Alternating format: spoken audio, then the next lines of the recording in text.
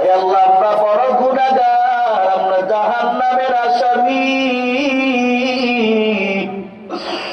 আয় আল্লাহ, ইচ্ছায় অনিচ্ছায় কত গুনাহ করেছি, হাত দিয়ে গুনাহ করেছি, জবান দিয়ে মিথ্যা কথা বলেছি, কিন্তু তুমি দয়ার মালিক,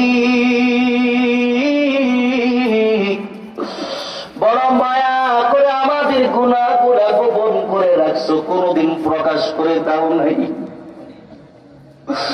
আমার গুনাহগুলো যদি আমার বাবা দেখতো, আমার সন্তান দেখতো, আমার স্ত্রী দেখতো, আমার মা দেখতো, আমার বন্ধু বান্ধব যদি দেখতো, কেউ কোনদিন আমাকে সালাম দিত না, গিলাস ছুড়ে আমাকে দূরে সরাইয়া দিত।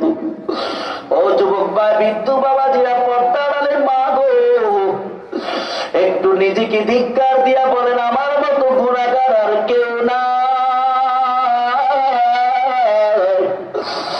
আর চোখের পানি ফেলা কান্না করেন, কান্না যদি না আসে কান্নার ভান ধরেন, আর বলেন আল্লাহ